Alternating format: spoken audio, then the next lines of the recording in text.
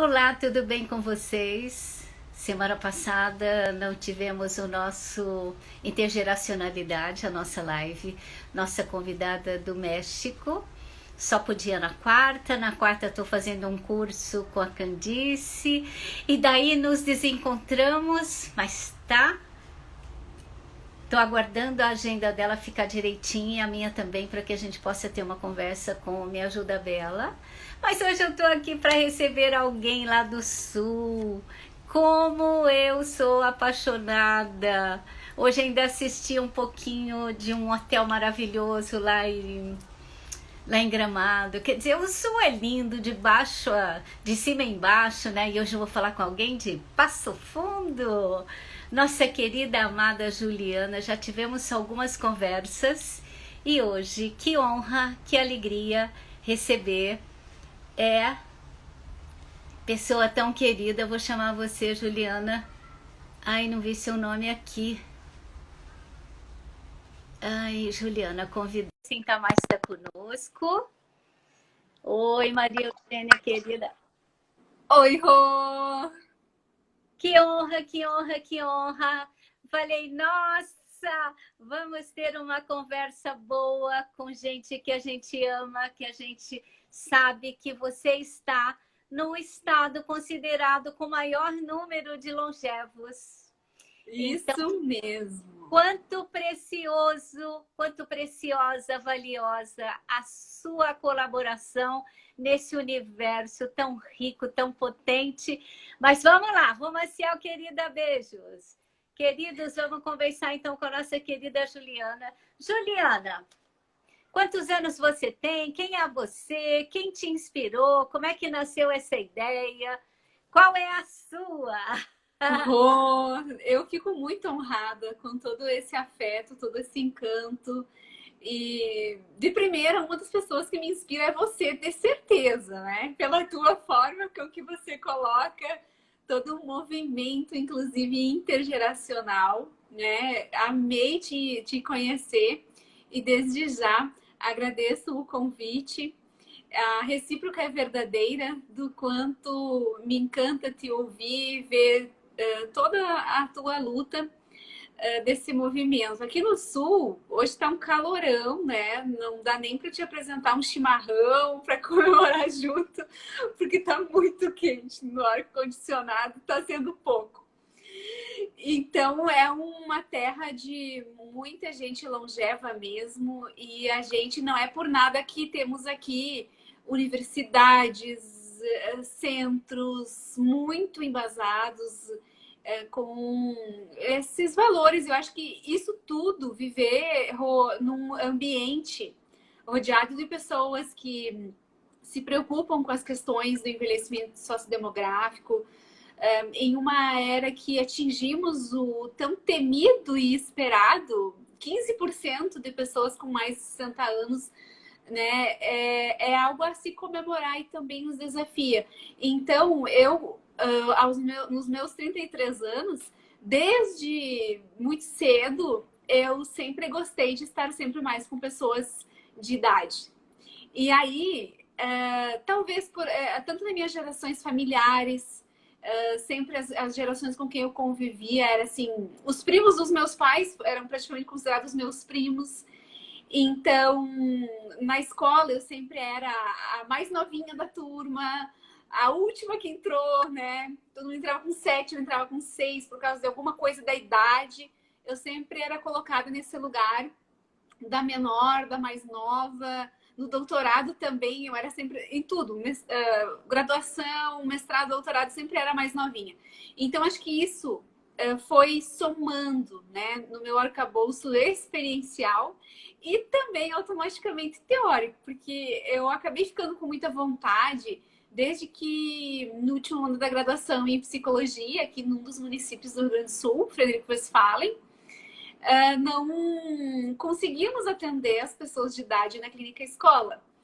E aí eu, bem curiosa e com esse senso de proatividade, fiz um projeto de clínica ampliada, que a gente chama na psicologia, Rô, que é ampliar a clínica, literalmente, né? Apresentar para mais pessoas.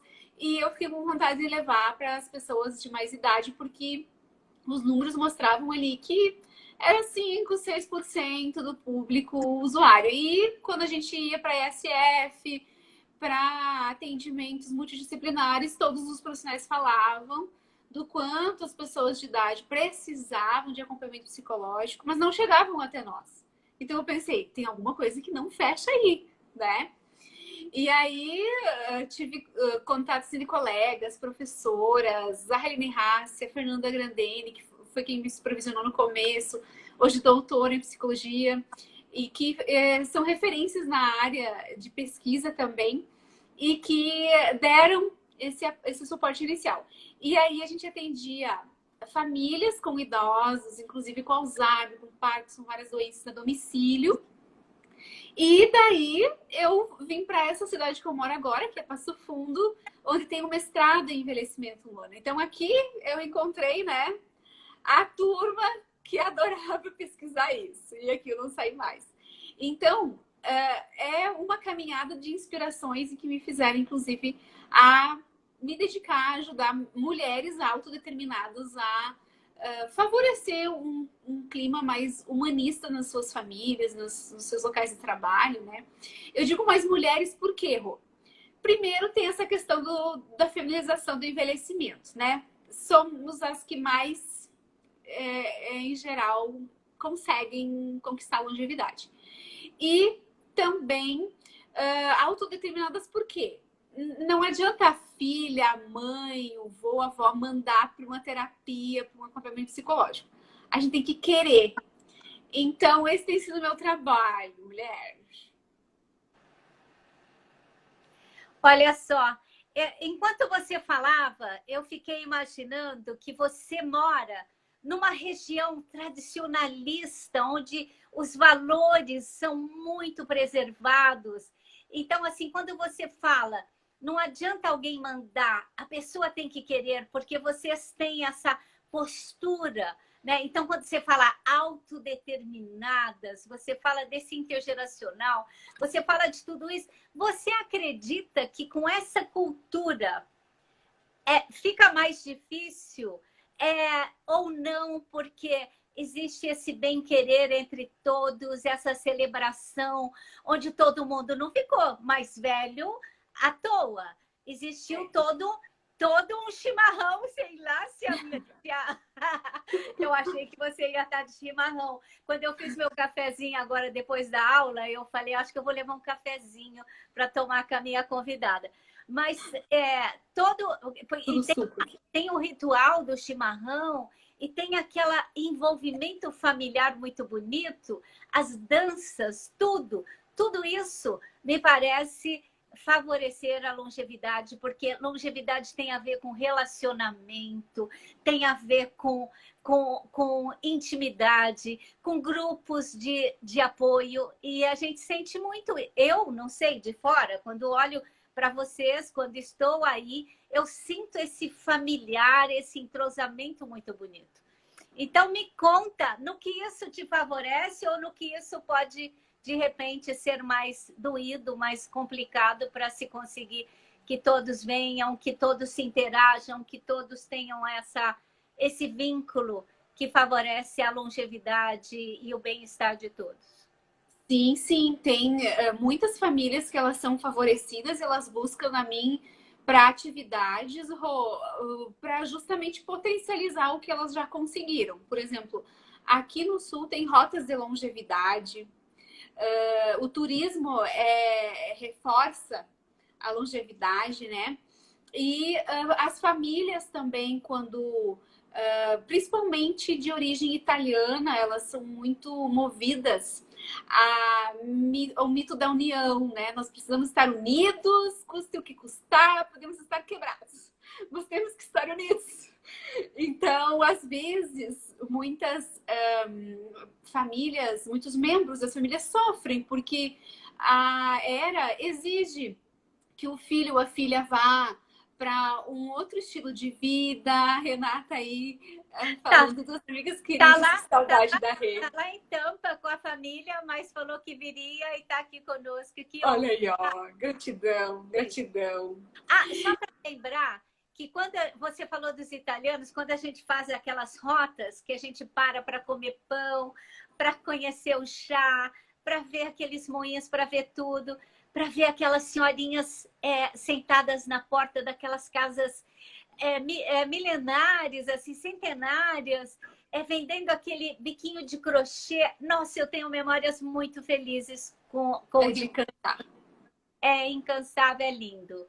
Desculpa, mas eu não É podia de deixar. encantar, é de encantar. Não, isso faz todo sentido, porque essas memórias afetivas, inclusive, quando a pessoa decide, não, quero crescer, mas nessa família necessariamente tem certos legados, certos mitos que estão me segurando. Quero dar uma voadinha.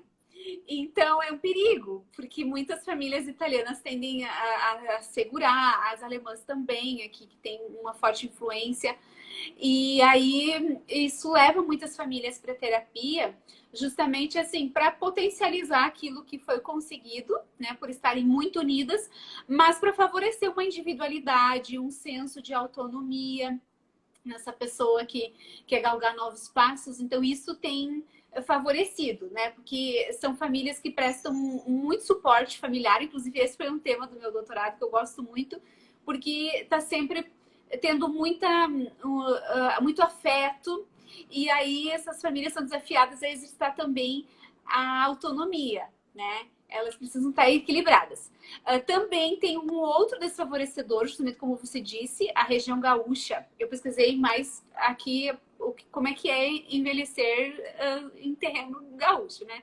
E os gaúchos, eles têm muitas forças, inclusive pesquisadas, assim, que eu pesquisei, forças de caráter, que a gente chama, que são potências, recursos, que são naturalmente, pelo jeito de conviver, muito mais regadas, muito mais estimuladas, com uma cidadania, esse senso que você diz, né, de um cuidar do outro, mas que, por um legado também desfavorecedor de muitos conflitos, reflete naquilo que muitos teóricos vêm falando agora. Inclusive, acho que foi... Não tá aqui, não. Eu estava conversando no Instagram com uma pessoa que da faculdade, acho que foi de Fortaleza, a Maria Souza, que pesquisou sobre a intergeracionalidade da violência conjugal. Foi uma coisa que ela percebeu também em outros estados, mas que aqui no Sul, isso se comprova também no meu trabalho que eu presto, o quanto que desfavorece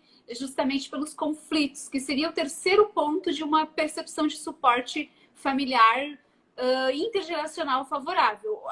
O afeto, a autonomia que a gente já falou, e a adaptação. Então, são famílias que brigam muito, têm muitos conflitos, e aí fica difícil, ainda mais quando se perpetua na relação conjugal. Isso tem sido marcante. Inclusive, na pandemia, o que eu mais tenho recebido são demandas de casais longevos que estão sendo socorridos pelos filhos e pelos avós com relação a, por favor, precisamos de ajuda porque a mãe vai bater no pai, a avó tá batendo no vô, o vô tá aqui dando piti, e os conflitos, né? Parece aquela música que a gente colocou de chamada, né? Essa família é muito unida, essa é muito oriçada. Então, muitas solicitações nesse sentido. E aí, quando a gente vai ouvir a escuta, né? Quando cada um vai se expressar, o meu trabalho como psicoterapeuta humanista é favorecer que cada um expresse as suas necessidades. E aí, independente se decidam continuar casados ou divorciam, mas que possam ouvir as necessidades do outro. E aí, quando a pessoa não ouve, que é aquilo que eu falo do partir da autodeterminação, quando a pessoa não quer, ela não está autodeterminada. Eu tenho recebido muitas demandas assim de homens idosos que vêm para mim para a sessão de terapia e dizem assim: eu vim porque eu fui acusado por Maria da Penha, eu não bati na minha Vétia, eu não bati, eu nunca fiz nada. E mesmo assim, ela foi me entregar para o delegado e eu tô tendo que responder. Então, o que eu faço? Eu disse, olha, você vir, né, para terapia já é um grande passo. Tu quer realmente fazer alguma coisa ou tu só quer o comprovante de comparecimento para limpar a tua barra, né? Então a gente ri, mas tem coisas assim que chega a ser quase que trágico, porque esbarra realmente em violência, né?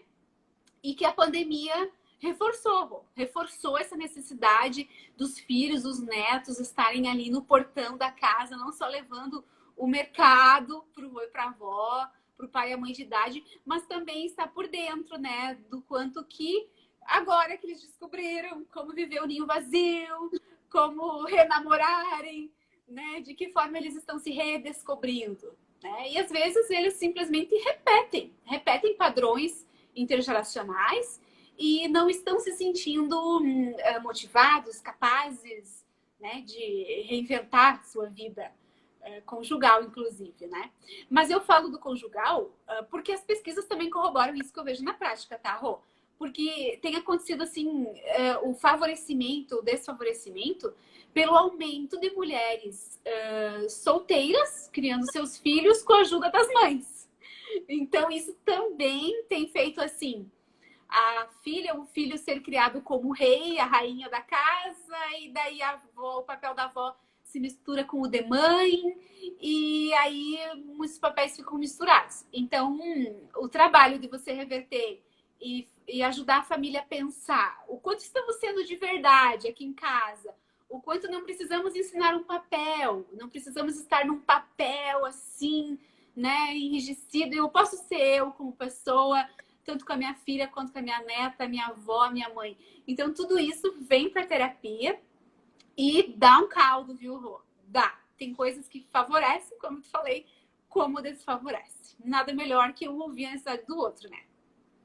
Mas eu tenho participado de algumas reuniões e a gente percebe o estresse, o cansaço, o desgaste que todo mundo está vivendo por conta dessa aproximação que não existia, desse ficar muito tempo junto, né? Porque as pessoas tiveram que se recolher nas suas casas e a gente não conhecia esse companheiro o suficiente porque a gente tinha muitas coisas para fazer. Ele ficava ocupado com as coisas dele, eu com as minhas. Quando juntou tudo isso, virou esse caldeirão que deu esse caldo, que é um grande feito para a humanidade, porque nesses momentos é que se tem oportunidade de escutar, de falar das dores de repente adormecidas, por ali guardadinhas, os filhos perceberem mais esses pais e tal. Eu achei que foi um momento doloroso, mas com muito aprendizado.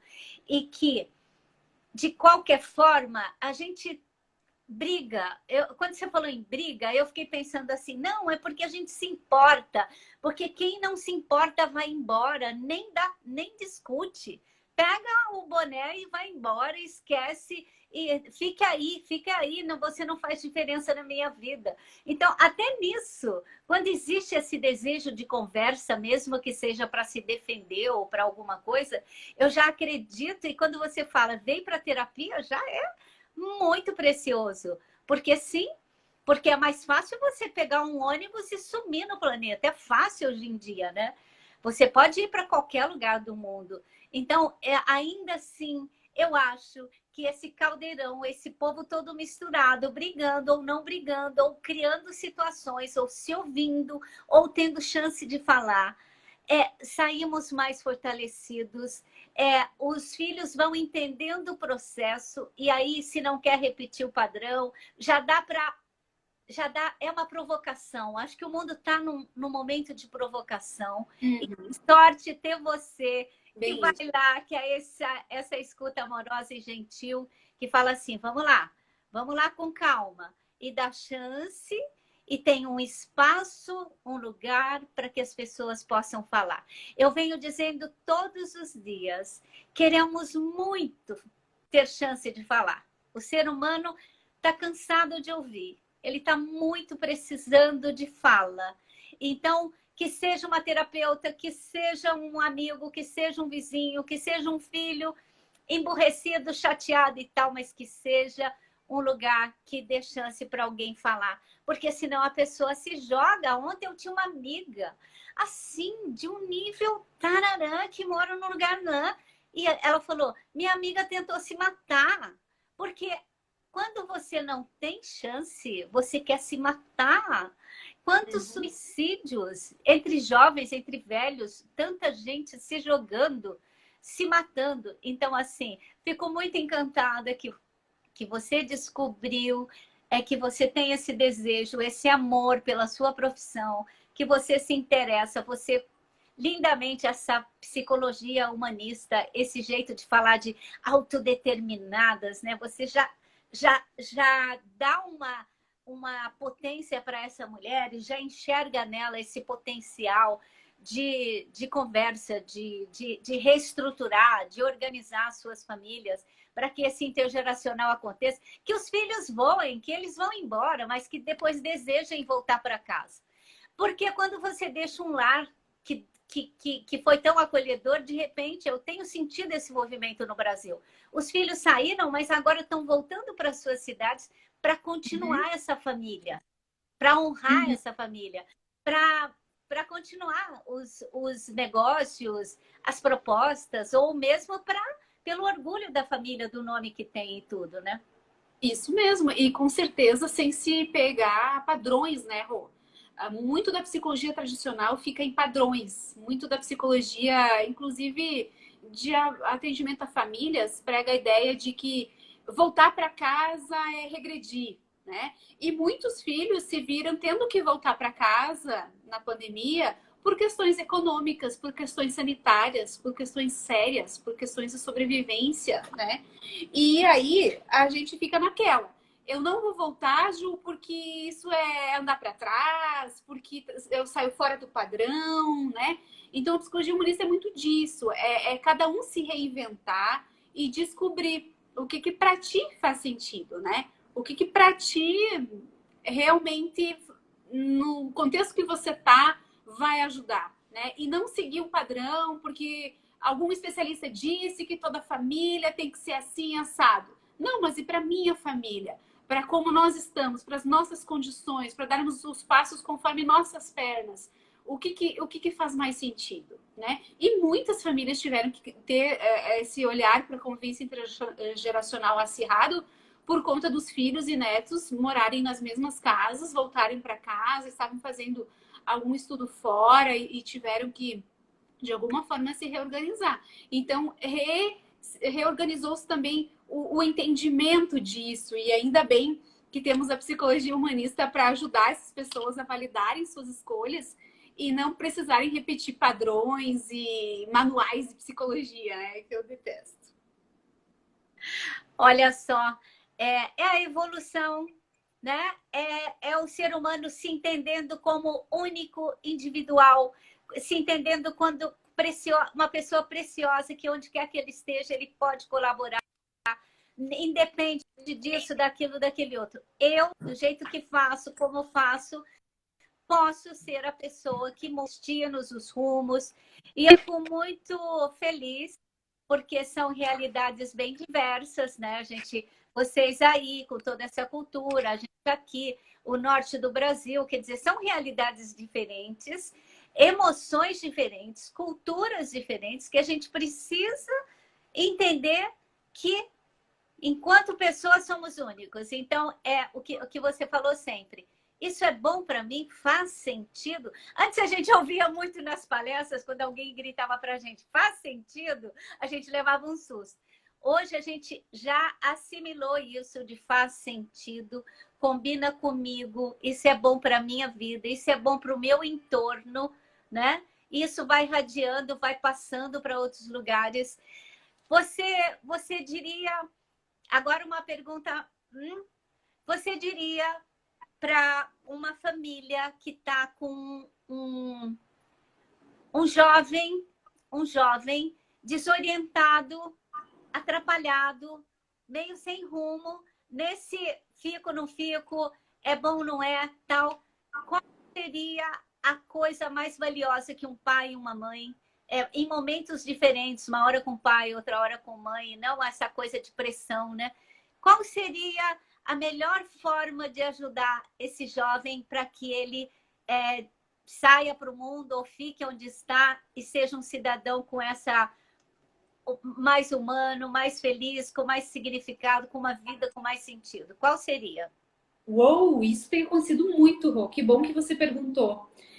Porque o que mais prejudica é o pai, a mãe, o vô, a avó dizer eu te falei, eu te disse, né? E querer dar sua assinatura, seu narcisismo sempre em tudo que é escolha da pessoa. A questão é que eu vejo que tem muito da geração canguru, dos nem trabalha, nem estuda, e isso tem muitas vezes dificultado até muitas idosas até na reorganização financeira, até em elas realizarem sonhos, né? Podia estar cuidando para minha viagem, podia estar, o meu grande sonho podia estar realizado, Juliana, eu fiz as contas e eu só gasto com a minha filha que não sai de casa, né? E tá estabanada em casa, e muitos trazem essa dúvida, né? Ai, minha filha escolheu fazer concurso, mas vai trabalhar, para que vai estudar? Eu fico indignado. Então, as escolhas de cada membro, elas, desde criança, né, Rô? A gente capta intuitivamente o quanto que uma escolha da gente é aceita ou não pelo outro, né? Só que o problema é quando mistura a escolha com a pessoa, né? Como se eu ter escolhido usar casaco preto me tornasse uma pessoa menos, né? Então isso é o que dificulta. E sabe aquela coisa bem contrafóbica, quase assim, psicológica, de quanto mais tu quer que o filho saia e ande, voe, menos ele consegue. Por quê? Os pais, avós, eu percebo que criam muitas expectativas no filho, a ponto de dizer assim, foi um sonho que eu tinha, não pude realizar, então a pessoa vai ter que realizar. Então a pessoa já se sente meio que destinada, ela luta para ter uma liberdade existencial, e isso gera assim, ajuda ou não ajuda? A gente costuma falar muito com nossos terapeutas humanistas, né? Essa ajuda que eu tô dando é uma ajuda ou não ajuda? Né? Porque às vezes a ajuda vem disfarçada, né? Mas está prejudicando. Então isso é muito sutil, Rô, muito sutil, e é muito difícil em qualquer geração respeitar o outro independente do que o outro escolher. É aquela coisa assim, eu tô contigo independente do que você decidir. É difícil, né? Estar inteira ali, independente do que a filha, do que a mãe, do que a avó decidir, né? Eu vou estar contigo. Então exige um profundo respeito pelo outro, inclusive a ponto de dizer, eu posso conviver contigo na mesma casa, mesmo tendo valores diferentes. Exige muita terapia, exige muito autoconhecimento, autorreferências, né? Muito bem consolidadas, porque senão a pessoa só busca referências externas, né? Externas. E o alter, ele ajuda a construir a nossa subjetividade, mas também não é definidor. Precisa sempre que a gente esteja construindo nessa inter-relação, como muitos filósofos que nós humanistas usamos, Martin Buber, que são reforçados por Carl Rogers, humanistas que nos embasam e que comprovaram isso que eu estou falando, eu não estou inventando agora. Isso é comprovado desde 1930 nos Estados Unidos, quando se colocou, por exemplo, filhos, assim, para questionar o que acontece que ele não vai para o mundo, não vai tranquilo, faço de tudo, eu me sinto culpada, e não vai. Então, às vezes, a pessoa da outra geração tendo um espaço para ela se ouvir, falar, como é que a gente diz, da boca para dentro, para depois, quando falar da boca para fora, para o filho, para a filha, para a neta, para o neto, se gostar, poder se gostar naquilo que falar, sem precisar ensaiar. Muitos me procuram pedindo assim um script, né? Mas como é que eu tenho que falar? Qual palavra? E aí é que eu digo, isso não vai encontrar comigo, porque eu não sigo uma psicologia de uma lógica assim, aperta tal botão que daí desconecta tal e conecta tal. Porque o ser humano não é assim. né? O ser humano é integral e a gente costuma estar cada vez mais inteira quando estamos em relações, Rô, que nós somos aceitas, nós somos compreendidas, não aceitas do tipo conformada. Tenho que me conformar com a minha filha, com a minha mãe, com a minha avó, porque ela fez isso. Não, mas um profundo respeito a ponto de se colocar no sentido assim, olha, filho, se você não quer sair de casa, eu super te entendo, tu tem tuas escolhas, mas conte comigo para isso, para aquilo não, né? Poder colocar aí um comprometimento, né? Então, essa permissividade, ela precisa vir junto com o comprometimento, senão ninguém cresce. Eu escuto todo dia, cortaram a minha luz, porque a minha filha quer passar no concurso há 10 anos. Isso. E ela não trabalha e eu não dou conta, porque sim, porque sim. Então, olha só, é uma realidade muito dura. Eles não... Eles vemos não isso todo dia no consultório. Eles não crescem. Então, assim, falar de intergeracional e a gente romantizar que é tudo perfeito e tal, mas existem, sim, casas que estão cansadas, que estão procurando a palavra mágica para como tocar esse meu filho. E eu adorei que você... Eu tinha uma diretora que ela falava, a verdade é libertadora. Quando você falou, eu posso ajudar você nisso já não dá mais. O que você propõe? Como a gente pode conseguir isso, essa outra parte? A gente já faz isso com as crianças hoje em dia. Não é de mão beijada, não é assim. Vamos negociar, vamos trocar ideia, vamos pensar que se você deixar de fazer tarará, rende isso, que pode isso ajudar você. A verdade, a conversa, olho no olho, o sentir a proximidade, tocar o coração. Dá trabalho? Dá muito trabalho, muito cansativo. Mas precisamos, de novo, da boa conversa, da boa escuta, do olho no olho, do pegar na mão, de quem sabe até um toque, né? Pegar um pouquinho, tocar, né? Tocar na pessoa. Eu sempre acreditei que meu pai tinha mania de pegar a gente assim no rosto. E ontem eu estava numa meditação profunda com um grupo e veio essa imagem. Às vezes a gente precisa tocar mais, às vezes a gente é muito duro, a gente é meio distante. E a pessoa quer um colinho, mesmo com 40 anos, quer um colinho, um olhar, uma pausa. Isso aí. E esse colinho, esse toque que você fala, Rô, ele sempre é melhor reforçado com a empatia, né? E empatia não é só se colocar no lugar da pessoa, é também sair. Muitas mães e muitos pais, eles não conseguem ter essa conversa com o filho, o neto que tá ali, neném, né? Por quê? Nossa, Ju, nem pensar eu mandar ele de casa. Eu lembro da vez que o meu pai, que a minha mãe, que o meu avô me mandou para fora de casa, meu Deus. E aí, opa, ou seja, ela está sentindo por meio da dor dela, da experiência dela. Então, o quanto que estar num espaço para poder se ouvir na sua dor, do quanto foi doloroso aquela fase da sua vida e não do seu filho e não da sua filha, né? Ajuda a separar, assim, ó, fica muito claro, né? Teve uma que ela conseguiu dizer pro filho: eu descobri que você é um egoísta e me dói eu ter que ver isso porque eu não queria um filho egoísta, mas você só pensa em você e eu não vou mais cair na tua.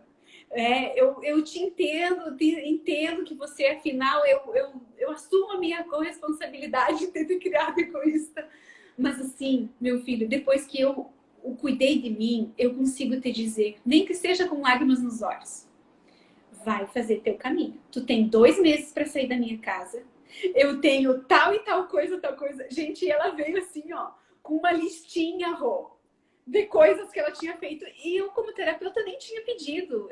Eu não dou tema de casa. A pessoa que tem vontade, quando dá um plim, ela se posiciona, ela diz, ela consegue. Por quê? Porque ela se ouviu. Ela esteve em um ambiente com um terapeuta que não julgou ela, que não ficou dizendo, não, tu deveria fazer assim. Porque esse jeito que tu fez tá errado.